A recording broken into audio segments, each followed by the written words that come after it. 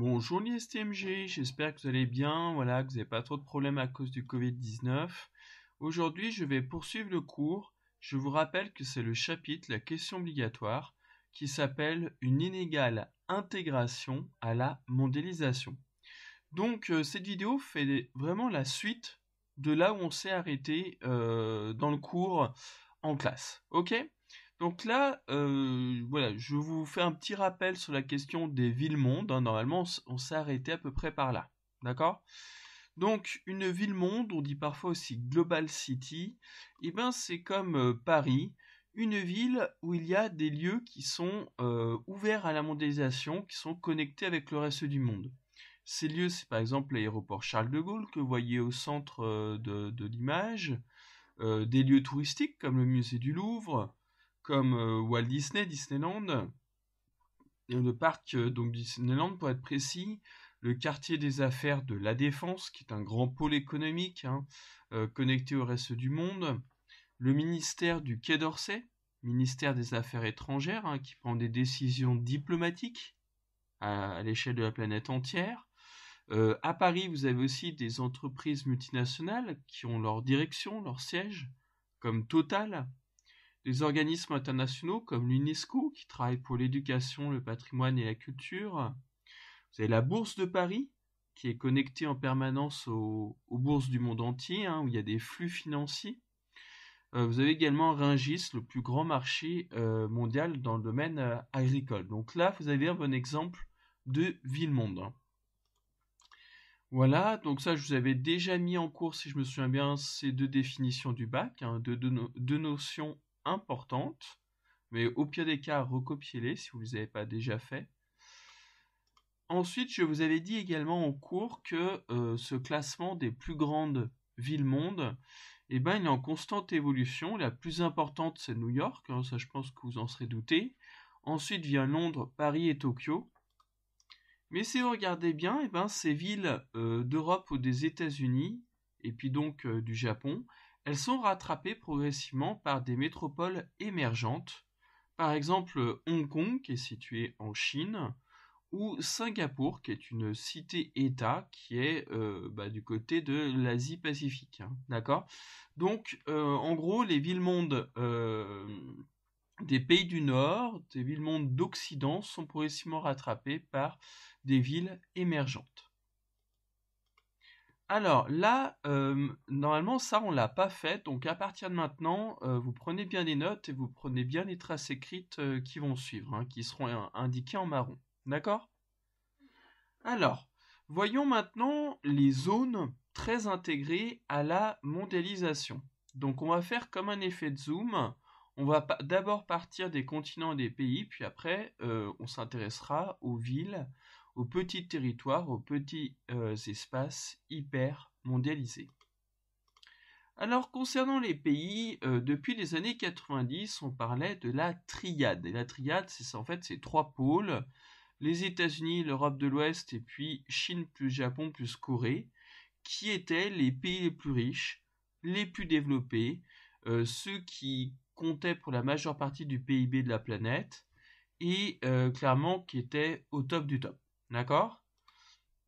Plus tard, à partir de l'an 2000, on a agrandi cette triade, on a parlé d'une triade élargie, puisqu'on a ajouté à cette triade la Chine, certains pays d'Asie du Sud-Est, l'Europe de l'Est, le Canada, le Mexique. Vous voyez, on a un petit peu agrandi. Et il y a un problème. De nos jours, cette triade n'est plus valide. Parce qu'il y a les BRICS. Vous savez, Brésil, Russie, Inde, Chine, South Africa, Afrique du Sud. Ce sont les pays émergents qui tentent à rattraper les pays de la triade. Donc là, vous voyez que ces BRICS ne sont pas placés géographiquement dans les trois cercles rouges de la triade. Et on pourrait rajouter également tous ces espaces-là. L'Argentine, le Mexique, la Turquie, le Qatar, l'Indonésie. Et bien, toutes ces zones-là, tous ces pays ou morceaux de pays comptent de plus en plus dans la globalisation, donc il faudrait les prendre en compte. Du coup, en 2021, de nos jours, on parle plutôt de ceci, c'est-à-dire d'un système multipolaire. la notion de triade disparaît, on parle d'un système multipolaire. Les espaces les plus mondialisés, les pays les plus mondialisés, ce sont ceux qui font partie du système multipolaire. D'accord ? Voilà, j'espère que c'est bien clair dans votre tête. Maintenant, je vous laisse noter sur votre cahier la trace écrite suivante, qui résume ce que je viens de dire. Ne vous contentez pas d'écouter la vidéo, recopiez bien tout ça. Voilà, n'hésitez pas à mettre pause si vous voulez recopier tranquille.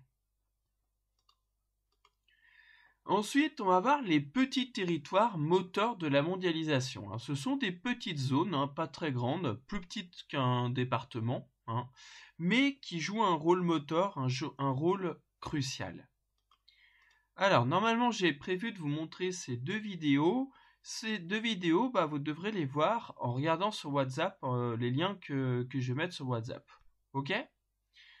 Alors, je vais quand même vous expliquer la notion de hub.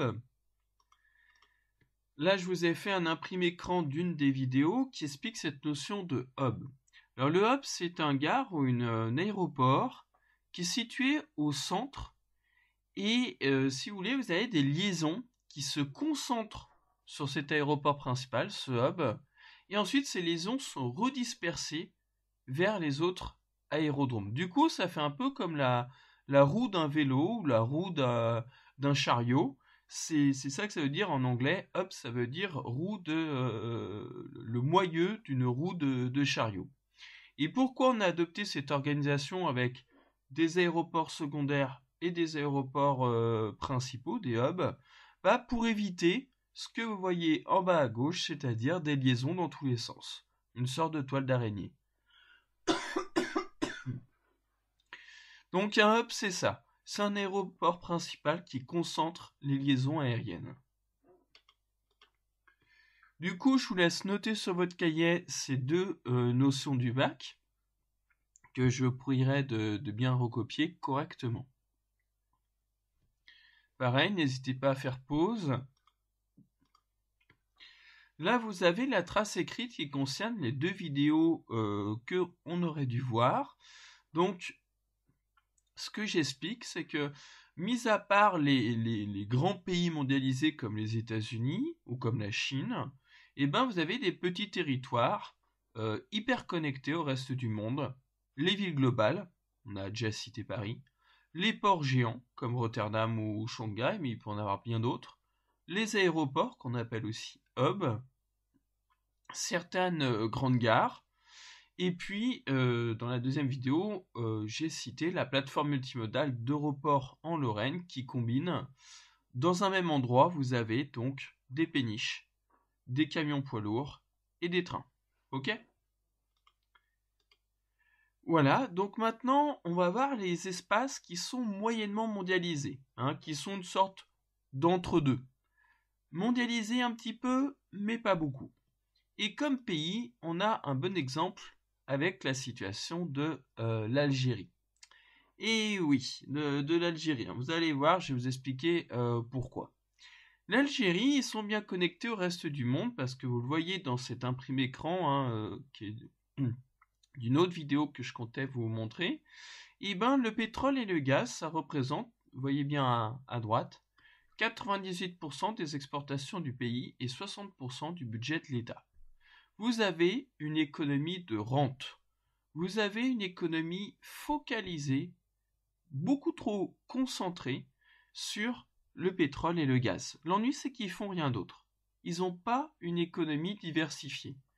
Et ça a trois problèmes. Premier problème, lorsque le prix au niveau mondial du pétrole est faible, le pays ne peut pas se reporter sur un autre produit, donc le pays est automatiquement en crise.